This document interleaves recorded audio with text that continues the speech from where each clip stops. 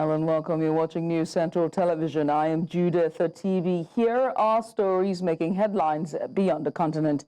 And we'll begin with reports reaching us that Israel and Hamas have reached a ceasefire deal to end 15 months of war in Gaza. President-elect Donald Trump says there is a deal for the hostages and that they will be released shortly. The deal follows months of talks with Qatar, one of the key mediators. It is hoped that a ceasefire deal will mean an agreement to stop the war in Gaza. It is also expected to see an exchange of hostages and prisoners. Hamas seized 251 hostages when it attacked Israel in October 2023, and it is still holding 94 captive, although Israel believes that only 60 are still alive. Israel is expected to release about 1,000 Palestinian prisoners, some jailed for years, in return for the hostages. As news spread that a ceasefire and hostage release deal has been reached between Israel and Hamas, a crowd of Palestinians gathered outside the al-Aqsa hospital in Deir al-Balah to cheer. For more on this, I'm joined by International Correspondent Afua Hagan. Afua, I mean, we're hearing the ceasefire deal has been reached. What can you tell us? Yes, that's right. The Qatari Prime Minister is currently giving a press conference. President Joe Biden is giving a press conference as well at the same time. But from the Qatari Prime Minister's end, he has confirmed that a deal has been done, a deal has been reached between Hamas and Israel, and that deal will come into effect on the 19th of January, so that's Sunday. And this is phase one of 3 phases. And this particular ceasefire, it's temporary. It will last 42 days. Now, a crucial part of that is hostages being released. We believe that there's 34 hostages that are going to be freed. 3 of those are Americans. They're female hostages, children, anyone over the age of 50, and anyone who has been wounded or injured. We have no idea of how many of those hostages will be released alive. Now, this deal, like I said, it's a temporary deal. It's phase one of 3 phases. It's a 42-day ceasefire that will see troops from both sides. So Hamas troops have to put down their arms. Israeli troops have to pull back as well. Those hostages will be released. Prisoners will be released by the Israeli government as well. And it's thought that the phase 1 will lead to phase 2 and phase 3, which will be the negotiations for a permanent ceasefire. I mean, a temporary ceasefire. Do you see, both sides, and that's Hamas now and Israel, holding at both ends of the bargain to release a potential the hostages and just ceasefire completely for 42 days? Can this happen? And that's what a lot of people are worried about, especially the relatives of hostages. We do not know which hostages will be released. So for those families that gather in Hostage Square in Tel Aviv, and they're gathered there at the moment, it's a really, really arduous way. It's very, very, very upsetting for them. The tension is high because they do not know how many hostages. Well, we know how many, but we don't know who they are. And there was hopes that all the hostages could be released in phase 1, because we do not know if phase 2 or phase 3 will be successful. Now, the Qatari Prime Minister in his press conference was saying that there will be arbiters of this deal. There will be people at Qatar, Egypt, and other actors who will be having an eye on the deal, making sure that both sides stick to their sides of the coin. Like I said, they'll be going back to negotiations. Right. Afua, we'll just put a pin on this discussion because we've just been informed that President Joe Biden is now addressing press regarding the ceasefire agreement between the 2 sides, Israel and Gaza. Let's take a look at that happening now. Who's not. Again, a new chapter for the Lebanese people. These developments in the region which the United States helped to shape change the equation. These developments in the region which now the terror network that once protected and sustained Hamas is far weaker. Iran is weaker. Iran is weaker than it's been in decades. Hezbollah is badly degraded. And after more than 15 months of war, Hamas's senior leaders are dead. Months of war. Thousands of Hamas fighters' senior leaders are dead. Unfortunately, we're having issues there with the connectivity, and that visuals and audio would fix that and bring you more update on that. But Afua, if you're still with me, the numbers in the hostages is what I am kind of worried about. So help me understand this, right? Israel has about 1,000 Palestinian who's been there as far back before the attack on Israel, October 23rd, 2023. And now on the other side, Hamas has about 96 that they say, but Israel says there's 60. So, I mean, what are the odds that Israel will stick to the plan and release the entire 1,000? And is that number accurate? Yeah, and that's a really good question. We don't know accurately. I mean, they say that there's about 1,000, and these people are, Hamas fighters that have been arrested by Israel that are in their detention. And like you said, probably about 100 hostages that are left. We do not know how many of those hostages are still alive. We just don't know. We don't know how many of them are being returned. And unfortunately, they have passed away, and they were taken on October 7th, 2023. So we don't know the accuracy of the numbers. And a lot of that is because when it comes to the hostages, and I'll speak about that, is because when they were in Gaza, they're often handed off to other groups, to other factions of Hamas or the Palestinian Liberation Front, and kept in these tunnels. And when, different attacks happened or different bombings happened, as we saw in 2024, some of the Israeli hostages were in fact killed. So we just don't know when it comes to the hostages who is dead and who is alive. And yes, when it comes to the Palestinian prisoners that are held by Israel, will they keep up their side of the bargain? Well, for some in the Israeli government, particularly in the right wing, it's absolutely abhorrent that they would have to release these Palestinian prisoners. But these are the elements of the deal that have been hammered out over the past 7 months. This deal that we're being presented is the deal that President Joe Biden put on the table in May 2024. That is the deal that they have been working on, and they've been working on different elements like prisoner swap, like prisoner release, like the Philadelphia corridor and the control of that. Those are all things that have had to have been ironed out. And yes, that is a huge element of it, prisoner release and the hostages. That has really, really been a fundamental part of this deal. I mean, we do hope that the 42 days hold up, and then, it takes us to the second phase and, of course, the third phase and a successful ceasefire, for the peace of the Middle East, and mostly for the people of both ends of this conflict. Afua, many thanks for doing this with us. Afua Hagan is our international correspondent. Give us a bit of insight there on the deal. We're now being informed that Joe Biden is still addressing press regarding this new deal. Let's take a look. He said it is 700 days of failure and 1 day success. 700 days of failure and 1 day of failure and 1 day success. Many difficult days since we've had many difficult days since Hamas began its terrible war. We've encountered roadblocks and setbacks. We've encountered roadblocks and setbacks. We've not given up. We've not given up. More than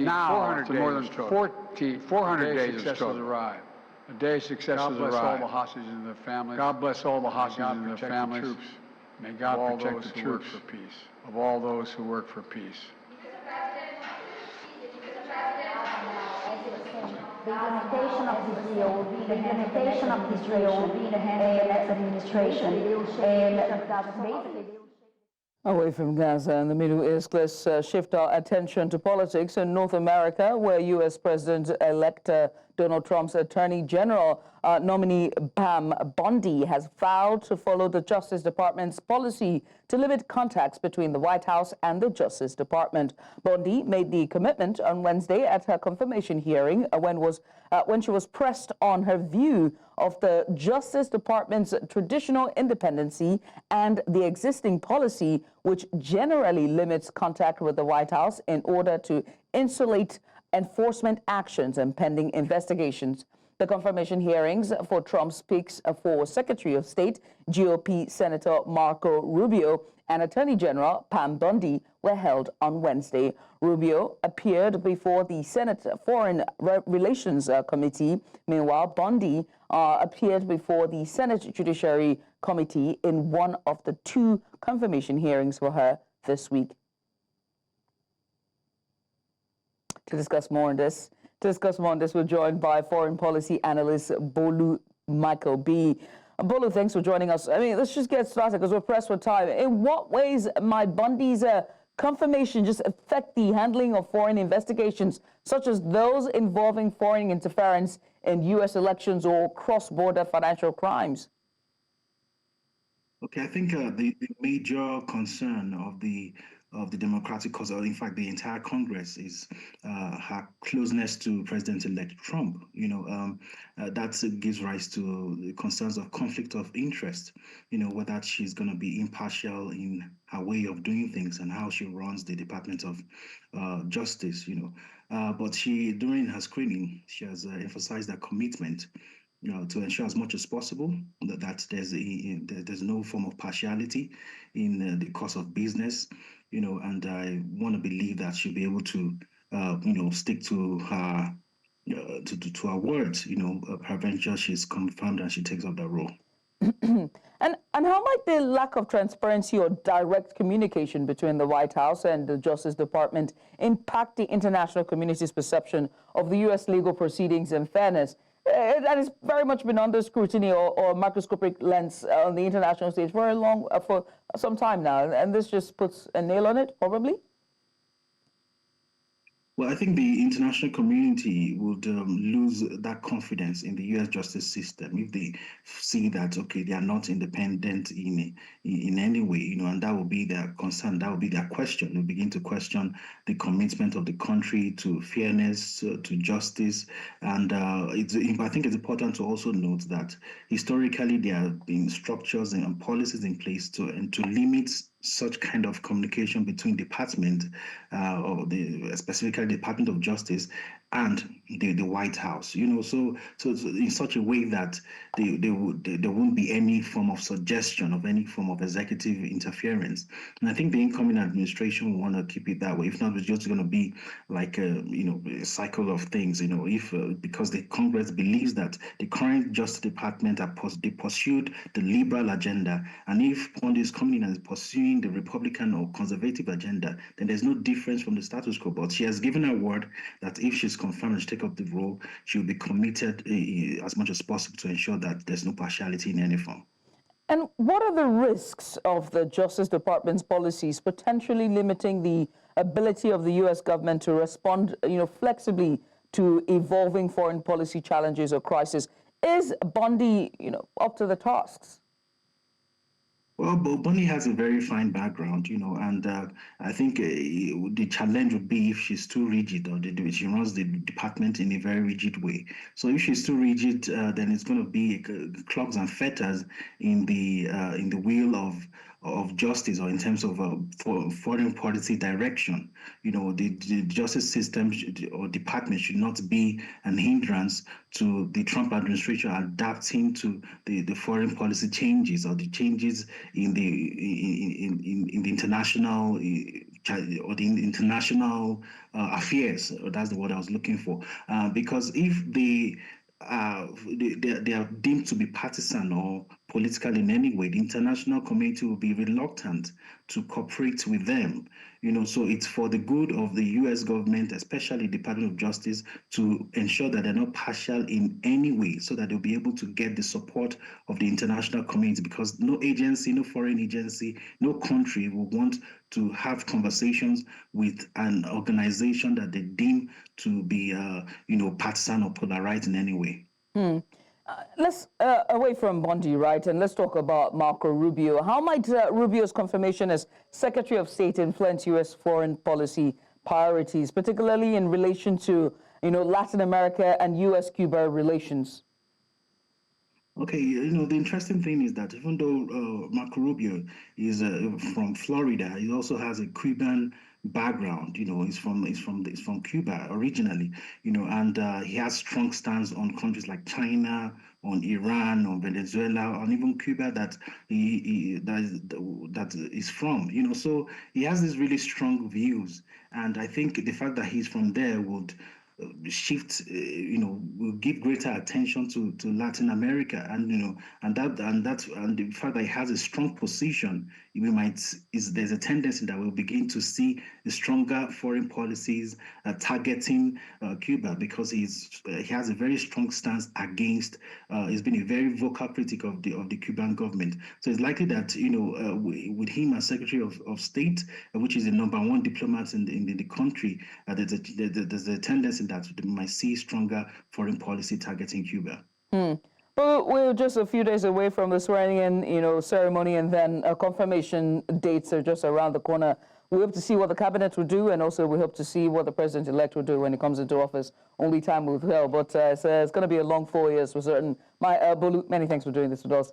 Bolu Michael B, our just analyst there, giving us a bit of insight concerning the confirmation hearing on Marco Rubio and Pam Bondi. We're going to a short break. When we return, Zelensky says Ukraine's EU and NATO membership will create geopolitical certainty in Europe. This and more after this break. Stay with us.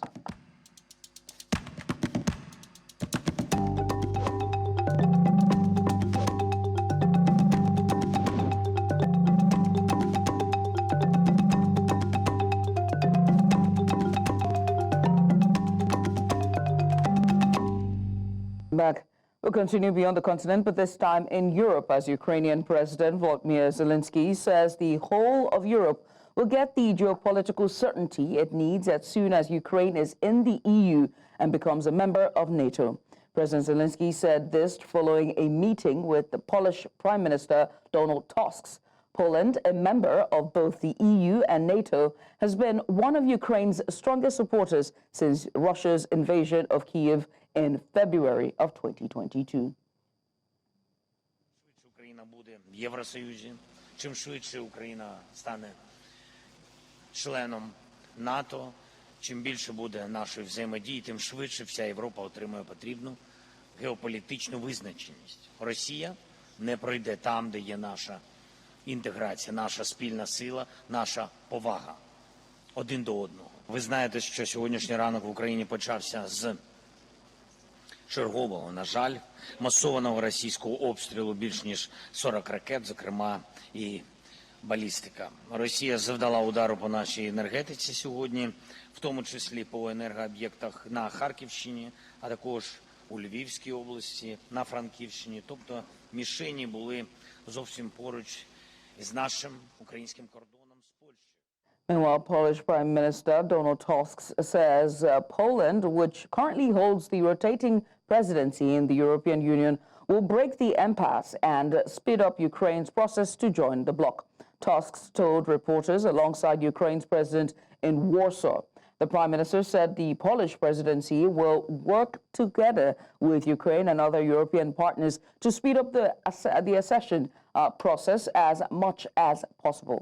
Tusk also revealed that Russia had planned acts of air terror against airlines worldwide, accusing Moscow of staging sabotage and diversion on Polish soil and beyond. Polska prezydencja przełamie impas, jaki był widoczny w ostatnich miesiącach, i będziemy pracowali wspólnie z Ukrainą i naszymi partnerami europejskimi, i to bezwarunkowo, nad przyspieszeniem, tak jak to tylko możliwe, procesu akcesyjnego. To ostatnie informacje, mogę tylko, nie będę wchodził w szczegóły, ale potwierdzić zasadność tych obaw, że Rosja planowała także akty terroru powietrznego, i to nie tylko wobec Polski, ale wobec linii lotniczych na całym świecie. The French government confirmed it would continue enforcing the controversial pension reform that raised the statutory retirement age to 64, despite the lack of the agreement to reverse the measure. The reform, a key policy of President Emmanuel Macron, has sparked significant opposition, particularly from the Socialite Party, which argues it unfairly affects workers. The Socialist Party is now threatening to support a no-confidence vote against Prime Minister François Bayrou's government over the issue. The ongoing dispute highlights the deep divisions within French politics regarding the reform, which has already led to widespread protests and strikes. With no compromise inside, the government remains firm in its stance, while opposition groups intensify their efforts to challenge the reform through legislative means.